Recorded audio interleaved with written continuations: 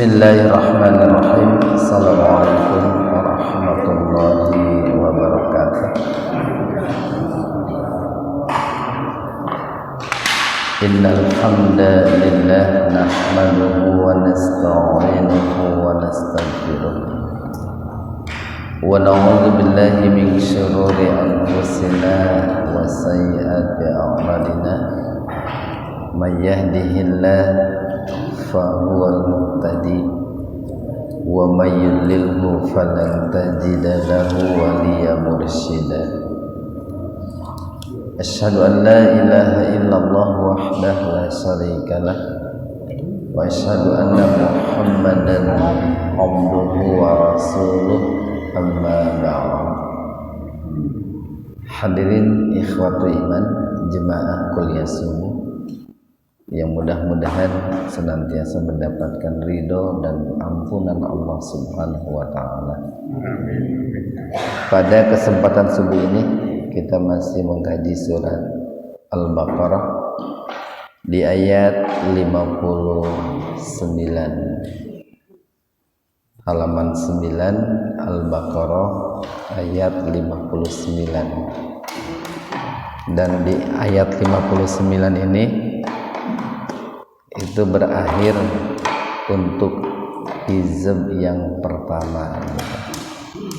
Jadi satu hizb itu sampai ayat 59 itu baru separuh juz lah, setengah juz.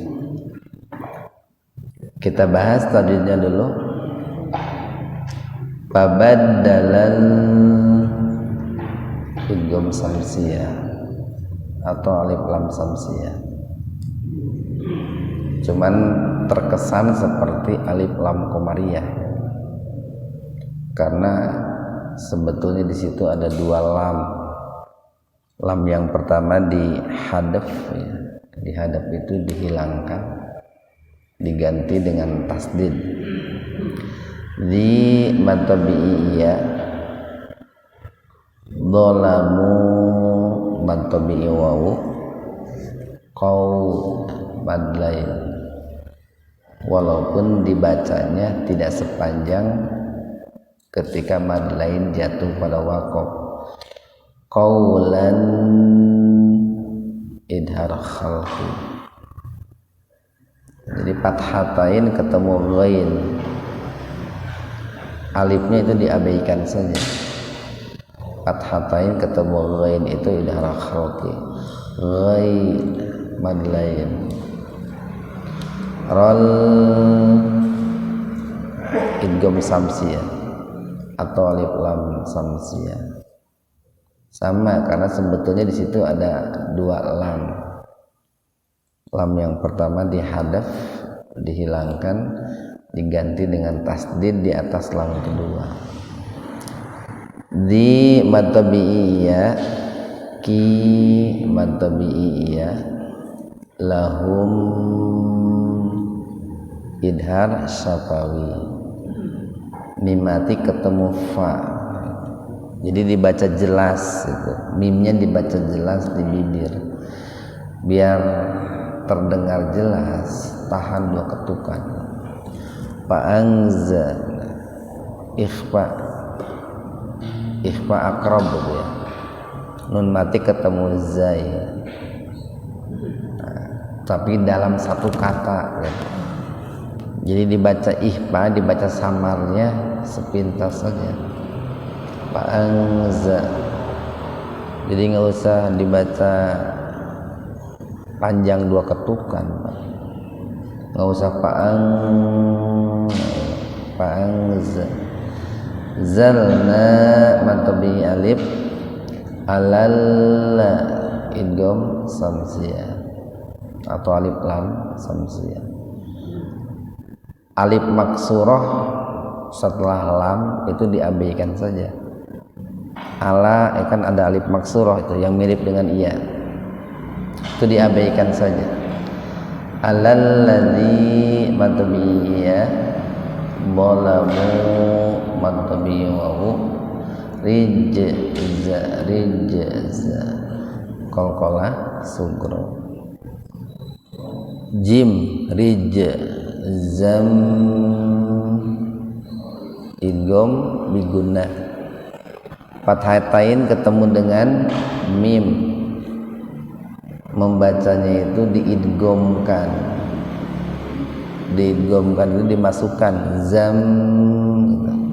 Dimasukkan ke mim dengan mendengung, tahan 2 ketukan, zam minas idgham samsiyah atau alif lam samsiyah, minas samai mad wajib muttasil, mad tabi'i alif bertemu hamzah dalam satu kata, itu dibacanya lebih panjang dari mad tabi'i, mad wajib muttasil. Bima mad tabi'i alif, ka mad tabi'i alif, nu mad tabi'i wawu, semua yang mad tabi'i itu dibacanya panjang 2 ketukan. Yaf sukun mad arid li sukun. Ikhwan fiddin arsyadakumullah, jika dalam ayat sebelumnya Allah Subhanahu wa taala mengabarkan ya kenikmatan-kenikmatan yang Allah berikan kepada orang-orang Bani Israel, khususnya selama perjalanan di gurun Sahara itu Pak. Allah berikan kenikmatan al-ghamam ya, dinaungi dengan awan. Kemudian Allah berikan kenikmatan al-manna wa salwa ya, kebutuhan primer berupa al-manna sejenis cairan sebagai bahan minuman, dan as-salwa yaitu sejenis makanan yang berupa daging. Nah, akan tetapi dengan kenikmatan-kenikmatan itu orang-orang Bani Israel itu bukan mensyukuri itu, yang ada malah mengkufuri. Salah satu bentuk ya kekufuran mereka terhadap nikmat-nikmat Allah itu, ini Allah katakan di dalam 59 ya, Al-Baqarah ayat 59. Fabaddala,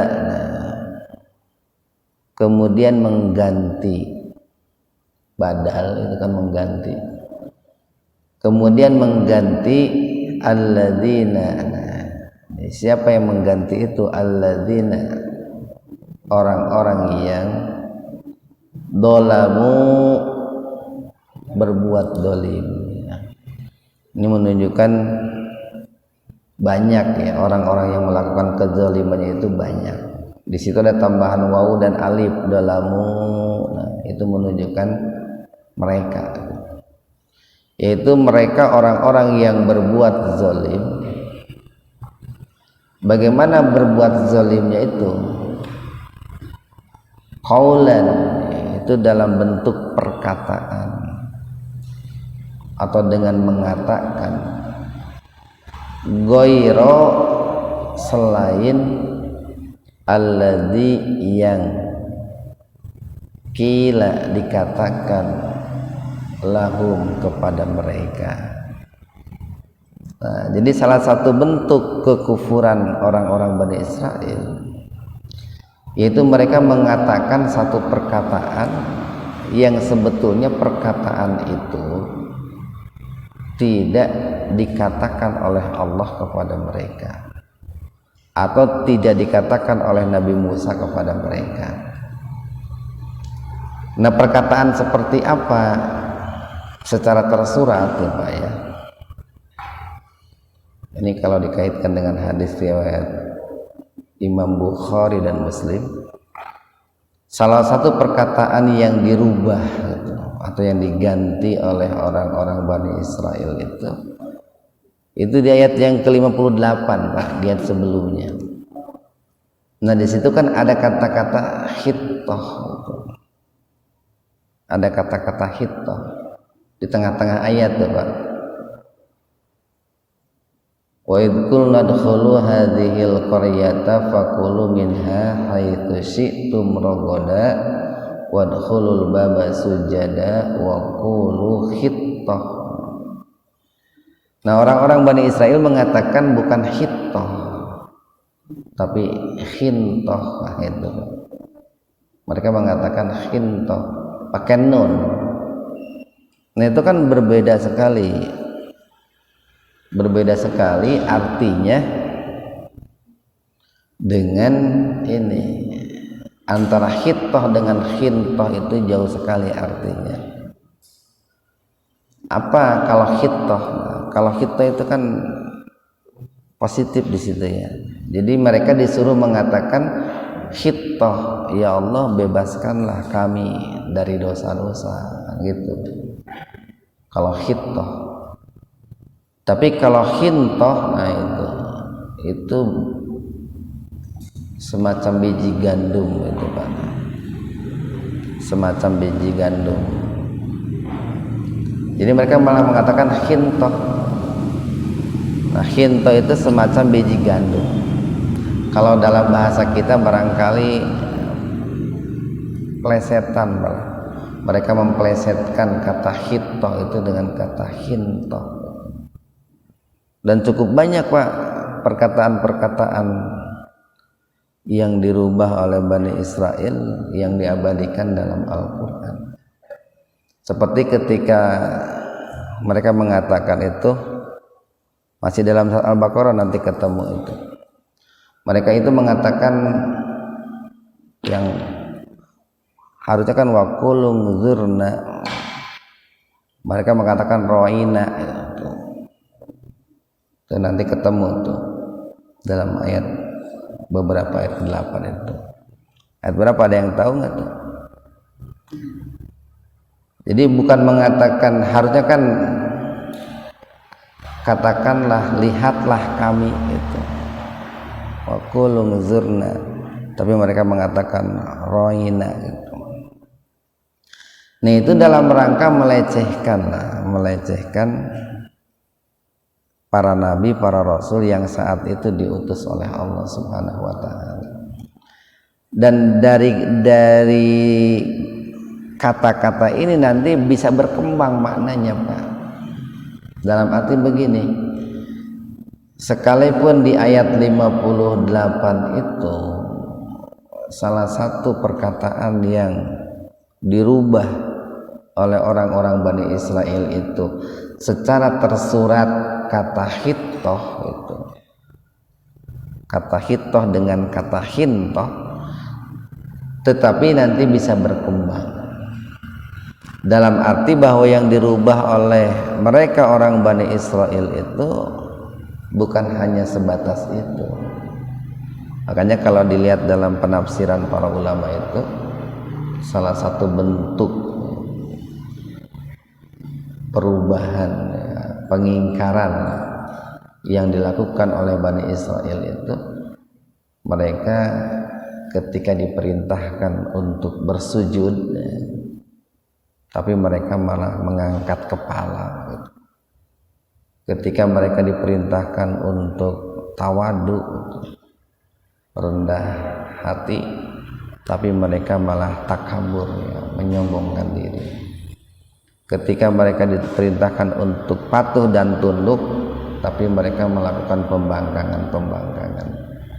Bahkan dalam hadis riwayat Al-Imam Bukhari dan Muslim itu, mereka sambil mengatakan khintah itu sambil memasuki ini Pak, memasuki Baitul Maqdis itu dengan pantat mereka gitu ya. Jadi dengan mundur gitu Pak, dengan mundur, tidak dengan wajah mereka gitu. Nah, sampai pada akhirnya mereka itu terusir Pak, terusir. Kita teruskan, fa'anzalna, maka kami turunkan. Ini fa-nya itu fa sababiyah Pak. Fa'anzalna dengan sebab mereka itu merubah ya. perkataan yang sebetulnya perkataan itu tidak diturunkan oleh Allah kepada mereka, maka akibatnya itu kami turunkan apa atau kepada siapa? Alal ladzina, kepada orang-orang yang dolamu berbuat dolim itu rijza.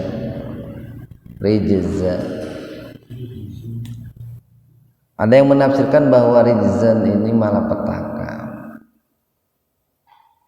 Ada yang menafsirkan bahwa rijzan di sini adalah taun, itu Pak. Jadi Allah kirimkan penyakit taun kepada orang-orang Bani Israel itu. Nah, ini peristiwa ini setelah mereka, kan kalau tempo hari Allah turunkan soikoh itu Pak, suara yang sangat keras itu ketika berada di atas bukit Tursina itu, yang menyebabkan mereka itu ada yang menafsirkan pingsan, ada yang menafsirkan mati itu. Nah, ini dalam perjalanan setelah dari bukit Tursina itu mau menuju Baitul Maqdis itu. Nah, Allah turunkan rijzan. Ada yang menafsirkan rijzan itu secara umum adalah malapetaka, secara khusus itu adalah penyakit taun gitu. Penyakit taun. Ya, penyakit taun itu hampir mirip dengan ini ya, dengan wabah gitu ya. Wabah yang menimpa kita sekarang gitu. Kayak corona begitu. Tetapi yang namanya taun itu lebih luas, lebih menyeluruh gitu ya. Dan itu penyakit taun itu ada ini juga ya. Ada semacam faktor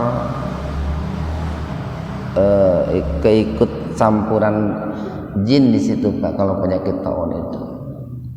Sehingga kalau baca dalam hadis-hadis itu, yang namanya taun itu kan tidak bisa memasuki kota Mekah dan kota Madinah itu, karena kedua kota itu kan dijaga oleh para malaikat itu.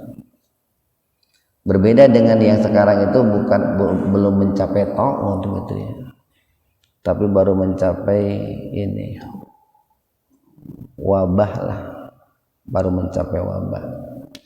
Sehingga hukum yang diberlakukan untuk wabah berbeda dengan hukum yang diberlakukan untuk taun Pak. Kalau untuk taun dulu kan Rasulullah atau di zaman para sahabat lah, itu kan penanganannya itu super ketat itu Pak. Tidak boleh masuk dan tidak boleh keluar kan. Yang dari luar kota Madinah nggak boleh masuk Madinah, yang dari kota Madinah nggak boleh keluar kota Madinah. Itu penanganan taun.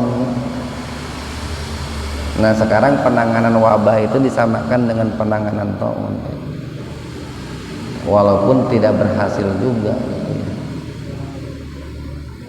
Jadi Allah turunkan kepada mereka orang-orang yang zalim itu rijzan, berupa rijz ya. Rijzun itu kalau pakai sin itu kotoran, kalau pakai zai itu malapetaka.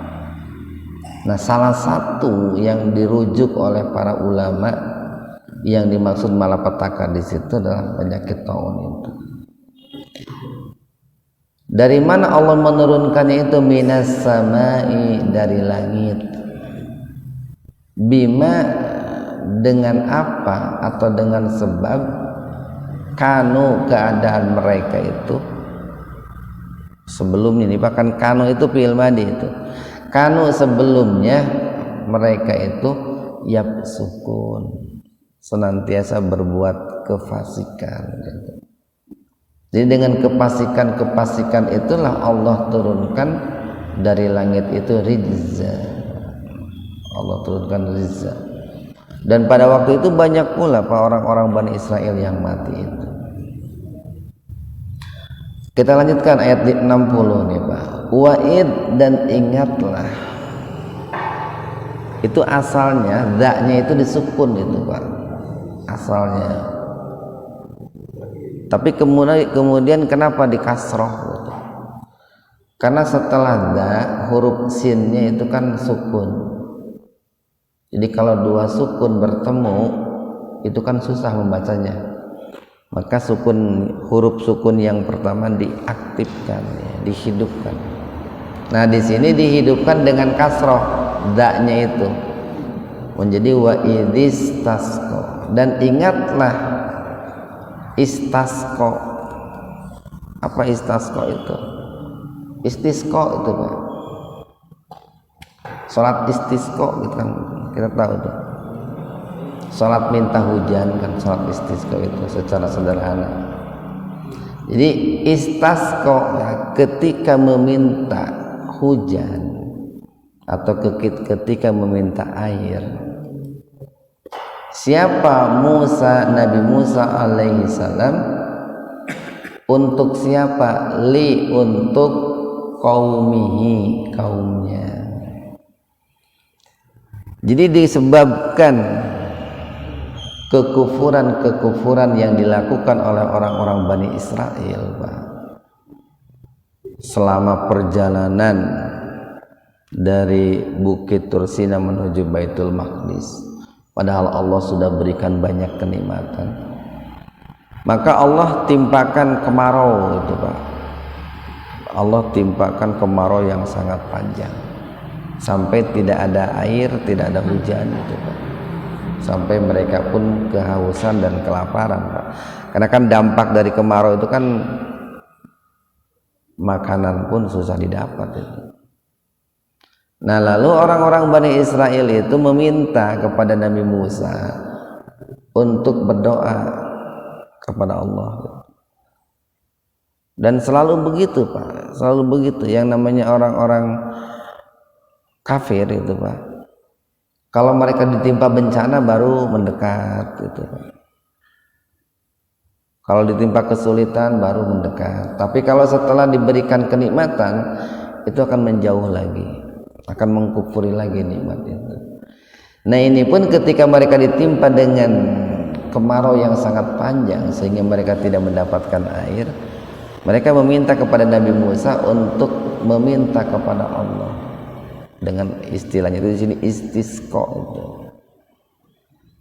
Fakulna, nah, jadi setelah Nabi Musa berdoa, nah, ini doanya kalau kita hari ini kan kalau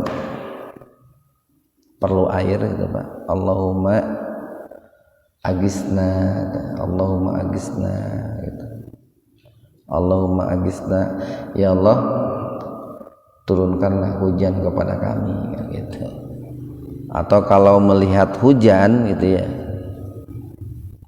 melihat hujan turun kan Nabi mengatakan atau mengajarkan doa Allahumma shayyiban nafi'a, ya Allah turunkanlah hujan yang bermanfaat gitu. Karena bisa jadi hujan itu membawa malapetaka. Fakulna, lalu kami katakan, jadi Allah berfirman kepada Nabi Musa, wahai Musa, idrib, doroba itu kan memukul Pak, idrib, pukullah, biasoka dengan tongkatmu, al-hajaro, batu. Di sini para ulama tidak menyebutkan dengan pasti gitu, mengenai tongkatnya Nabi Musa itu. Apakah tongkatnya Nabi Musa itu terbuat dari kayu ya, yang pernah ada di surga itu? Ini kalau dikaitkan dengan kisah Adam itu. Begitu pula dengan istilah hajar, batunya itu. Ini para ulama pun tidak menyebutkan dengan pasti batunya batu apa gitu, atau seperti apa. Walaupun kalau dalam hadis Israiliyat ada yang menyebutkan batunya itu persegi 4 gitu. Kemudian di setiap pojoknya itu ada 3 mata air gitu. Di setiap sudut batu itu ada 3 mata air, sehingga 4 sudut itu mengeluarkan 12 mata air. Dan di sini kita jangan melihat kesaktian Nabi Musa atau kesaktian tongkatnya Nabi Musa. Yang harus dilihat itu adalah kekuasaan Allah. Nah, itu Pak. Seringkali kan orang melihatnya itu, wah tongkatnya sakti gitu. Atau Nabi Musa itu sakti gitu. Sehingga yang terjadi itu bukan mengesahkan Allah atau bukan menganggap Allah itu hebat, tapi seringkali menganggap makhluk Allahnya yang hebat. Itu seringkali begitu. Jadi Allah katakan kepada Nabi Musa, wahai Musa, pukullah dengan tongkatmu itu al-hajaro, batu. Jadi Nabi Musa memukul batu dengan tongkat itu atas instruksi dari Allah. Sama seperti halnya ketika Nabi Musa melemparkan tongkatnya ke lautan pada saat dikejar oleh Firaun, Pak. Nah, di situ menunjukkan bahwa Nabi Musa itu tidak bertawakal kepada tongkat, Pak. Tidak menggantungkan hidup kepada tongkat. Nah, itu bedanya orang yang menyembah benda-benda dengan mukjizat, Pak. Kalau orang kan hari ini begini, kenapa ke orang yang kan banyak orang itu yang menyembah batu ali, ada yang menyembah keris itu Pak ya, dan lain sebagainya. Kenapa? Karena mereka meyakini bahwa batu ali itu bisa begini, bisa begitu, bahwa keris ini bisa begini, bisa begitu. Nah, sementara Nabi Musa itu tidak punya sedikit pun, jangankan keyakinan, tidak punya pengetahuan bahwa tongkatnya itu bisa mendatangkan kekuatan. Makanya ketika dikejar oleh Firaun itu kan Nabi Musa bingung, Pak. Bingung, di depan ada lautan, di belakang ada Firaun. Baru oleh Allah, lemparkan tongkatmu. Ketika kaumnya minta air, Nabi Musa kan tidak langsung memukulkan tongkat, Pak, ke batu, tapi berdoa dulu, minta petunjuk dari Allah. Nah, itu menunjukkan Nabi Musa itu tidak menggantungkan diri kepada tongkat. Setahu Nabi Musa bahwa tongkatnya itu digunakan untuk beliau berjalan ketika licin gitu, Pak, atau ketika beliau itu ingin memetik dedaunan, Pak. Pada saat beliau itu mengembala kambing, itu tongkatnya itu digunakan untuk itu. Tidak punya keyakinan bahwa tongkatnya itu ada kekuatan magisnya lah, Pak. Nah, itu kan kalau kita malah di puasaan, ya lamun batu ali hayang sakti, puasaan 40 poe 40 peting. Nah, itu kan di situ dikatakan syiriknya itu atau musyriknya itu. Nah, setelah Nabi Musa itu memukulkan tongkat, apa yang terjadi? Fang fajarot. Nah, itu maka memancarlah minhu, dari batu itu, hu itu kembali kepada al-hajar, minal hajar. Apa isnata? Isnata asyara. Isnata itu, isna itu kan 2, asyara itu, asra itu 10, 2 tambah 10 jadi 12, Pak. Jadi isnata asrata 12 ainan, mata air. Nah, jadi ketika Nabi Musa itu memukulkan tongkat itu, Pak, maka memancarlah 12 mata air itu. Kalau di surat yang lain itu umpamanya dalam surat Al-A'raf ayat 160 itu istilahnya itu bukan pangfajarot, pambasatat gitu. Iya, Al-A'raf ayat 160 itu, Pak. Halaman 171. Halaman 171 Al-A'raf ayat 160. Nah, itu Wa qata'nahum, nah, pojok atas itu. Wa qata'nahum, dan kami bagi, ya. Qata'a itu artinya asal itu memotong, Pak. Memotong itu kan salah satu fungsinya dalam rangka membagi. Wa qata'nahum, dan kami bagi mereka. Siapa mereka di situ? Orang-orang Bani Israil. Orang-orang Bani Israil. Isnata asrota asbaton, itu menjadi 12 suku.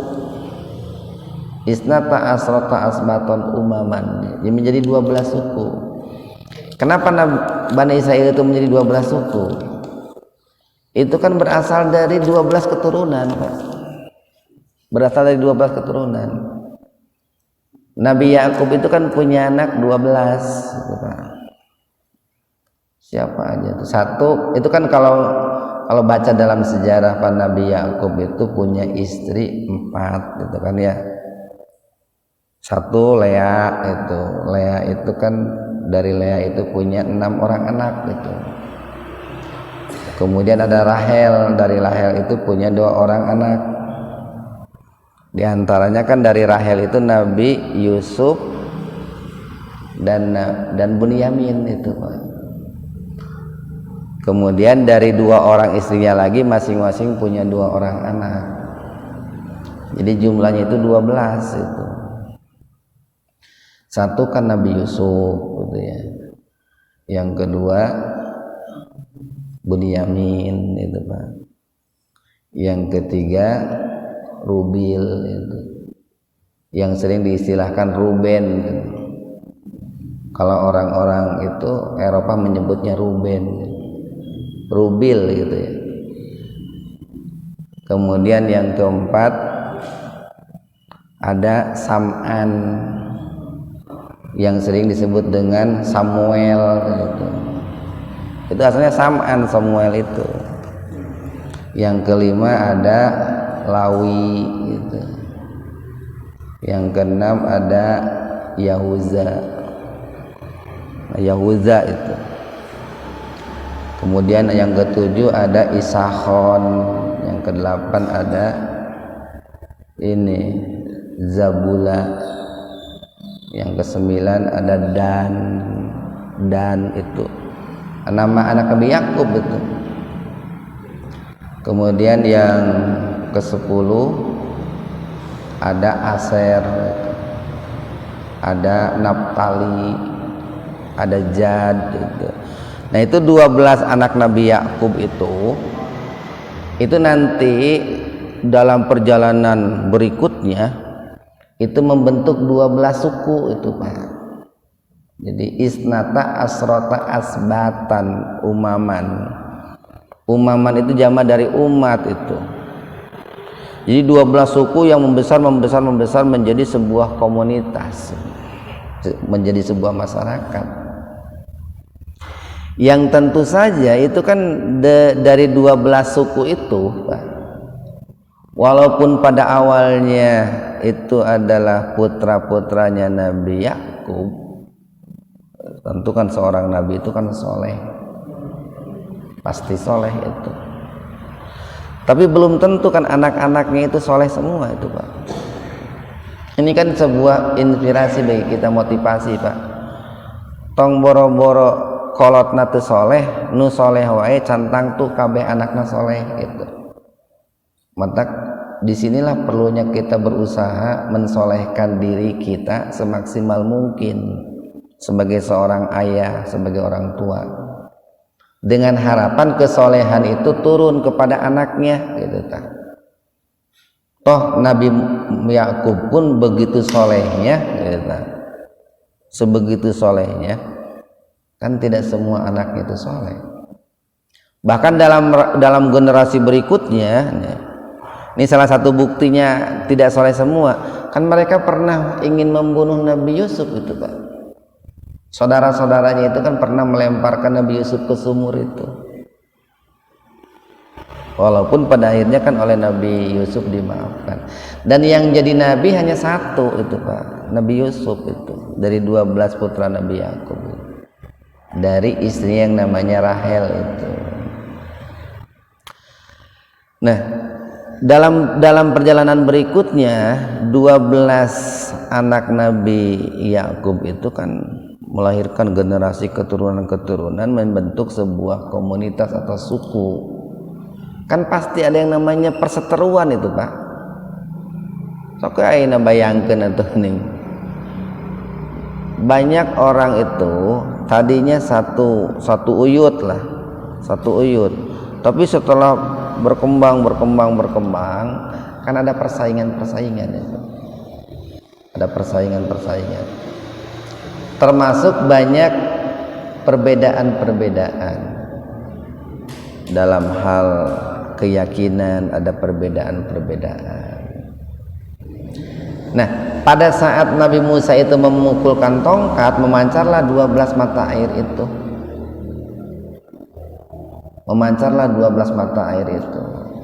Nah, kalau di ayat Al-A'raf ayat 160 istilahnya itu pambajasat itu.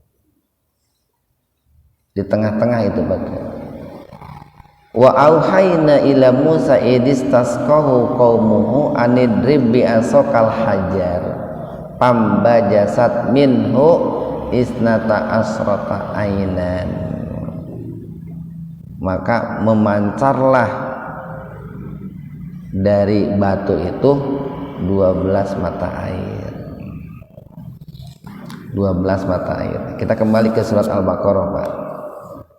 Kembali ke surat Al-Baqarah ayat 60 tadi. Jadi fangfajarat, maka memancarlah minhu dari batu itu isnata asrata ainan, 12 mata air. Ini kan sebuah kenikmatan dari Allah, Pak. Karena ada 12 suku, maka Allah pun pancarkan 12 mata air. Ini kebayang gitu ya. Nabi Musa memimpin dalam perjalanan dari Mesir menuju Baitul Maqdis, memimpin 12 suku. Kan kabayang riweuh gitu, Pak. Riweuh. Nu ieu hayang kieu, nu itu hayang kitu. Nu ieu hayang istirahat, nu itu hayang leumpang, kan gitu, Pak. Sok we ayeuna urang tuturkeun ku budak we 2 alas geura, Pak. Riweuh. Nu hiji hayang meuli es krim, nu hiji hayang meuli ieu, kan gitu. Ini apalagi 12 suku, bukan 12 orang gitu. Dan pada saat mereka meminta air karena kehausan, kemudian Nabi Musa berdoa, memancarlah 12 mata air itu. Qad sungguh alima telah mengetahui kullu unasin, ya, setiap suku itu. Annasun, asalnya kan annasu, annasani, unasun. Karena banyak manusianya, maka kita maknai dengan suku saja. Jadi kullu unasin, tiap-tiap suku atau tiap-tiap kelompok, itu sudah mengetahui masrobahum. Masrob, sarob itu kan sirop, ya, sirop itu kan minuman. Jadi masrobahum itu tempat mereka minum. Jadi sudah pada tahu, Pak, dan dibagi oleh Nabi Musa. Ini suku ini minumnya, ini tempat minumnya. Suku yang ini tempat minumnya. Suku yang ini tempat minumnya. Kenapa dibagi-bagi oleh Nabi Musa? Biar tidak berebut, ya. Biar tidak terjadi pertengkaran, tidak terjadi perkelahian. Itu kan sebuah pendidikan itu, Pak. Sebuah pendidikan bagi kita melalui kisah Nabi Musa itu. Bagaimana dulu Nabi Musa itu melatih atau mendidik orang-orang Bani Israel, termasuk dalam hal membagi tempat minum gitu.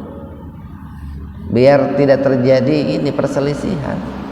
Kan banyak orang itu terjadi perselisihan, Pak, antara antara adik kakak itu digara-gara hal-hal yang awalnya itu sepele gitu, Pak.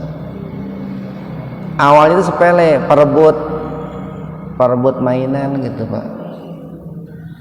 Tapi terkadang orang tua dalam melerai anaknya itu antara adik kakak yang berebut mainan itu berat sebelah gitu Pak.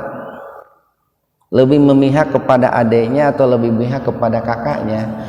Nah itu kalau dilakukan berpuluh-puluh kali itu akan membekas di anak itu Pak. Oh ternyata bapak saya itu lebih berpihak kepada adik saya. Oh ternyata bapak saya itu lebih berpihak kepada kakak saya. Itu di kemudian hari meledak gitu Pak. Kecemburuan itu akan meledak. Nah Nabi Musa itu sebagai seorang pemimpin itu membagi ini untuk suku ini untuk suku ini untuk suku ini, biar tidak terjadi pertengkaran itu. Kulu makanlah, nah itu kulu makanlah. Jadi Nabi Musa memerintahkan kepada Bani Israel itu makanlah oleh kalian, wasrobu dan minumlah oleh kalian, mir rizkillah, min dari sebagian rizkillah, rizki Allah. Nah di situ ada kata-kata min Pak. Artinya bahwa tidak semua yang Allah karuniakan itu boleh dimakan. Ada sebagian yang dilarang untuk dimakan, walaupun yang dilarang itu kan tidak banyak Pak. Makanan dan minuman yang diharamkan oleh Allah itu kan sedikit. Yang diharamkan minuman kan khamr gitu ya. Kalau untuk kita Pak hari ini nih. Kalau untuk kita hari ini yang diharamkan makanan itu yang berupa makanan Pak ya. Babi dan itu. Bangkai, darah. Sembelihan bukan karena Allah. Makanya di situ ada min Pak, sebagian. Walaupun tentu yang boleh dimakan itu sebagian besar, yang diharamkan sebagian kecil. Atau kenapa di situ pakai min? Karena dalam makanan yang Allah anugerahkan kepada kita itu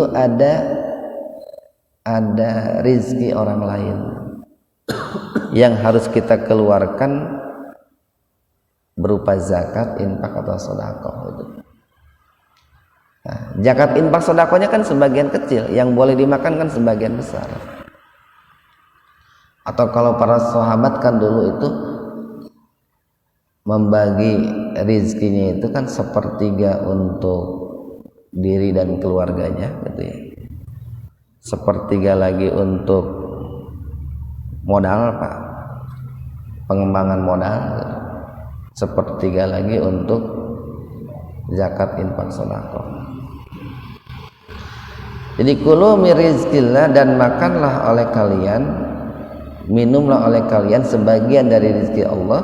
Diingatkan tuh oleh Allah, wala dan janganlah taksau fil ardi. Taksau itu tufsidu Pak, hampir mirip lah. Dan janganlah kalian berbuat kerusakan fil ardi, di muka bumi, mufsidin. Nah bagaimana cara berbuat kerusakannya? Banyak lah Pak, ada yang sifatnya lahir, ada yang sifatnya batin. Yang sifatnya lahir umpamanya orang berbuat kerusakan itu kan menebang hutan gitu Pak ya, secara besar-besaran, atau menjual aset negara kepada orang lain, itu berbuat kerusakan itu Pak. Atau merusak ekosistem, itu berbuat kerusakan. Itu yang sifatnya lahir. Yang sifatnya batin itu kan melakukan kemaksiatan, menyekutukan Allah, melakukan kemaksiatan. Itu merupakan perbuatan merusak di muka bumi itu. Nah, dua perbuatan mufsidin tadi, baik yang lahir ataupun yang batin, itu akan menjadi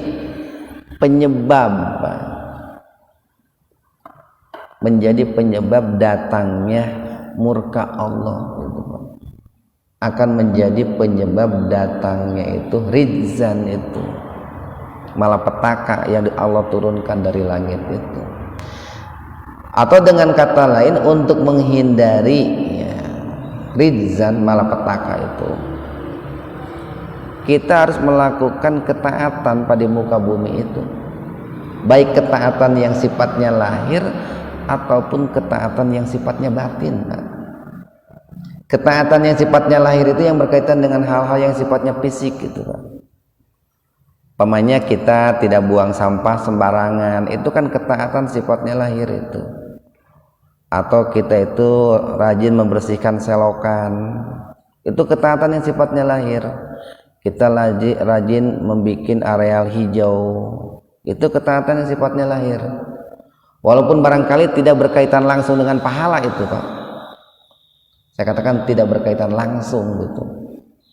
Itu ketaatan yang sifatnya lahir. Ada juga ketaatan yang sifatnya batin ya, seperti sholat, zakat, puasa, haji. Nah, dua ketaatan itu akan mengundang hadirnya ridho Allah itu. Yang Allah sudah ridho itu, kalau sudah ridho, otomatis kenikmatan-kenikmatan itu akan Allah turunkan. Nah, mudah-mudahan ada hikmah dan manfaatnya untuk kita semua. Wabillahi taufiq wal hidayah. Assalamualaikum warahmatullahi wabarakatuh.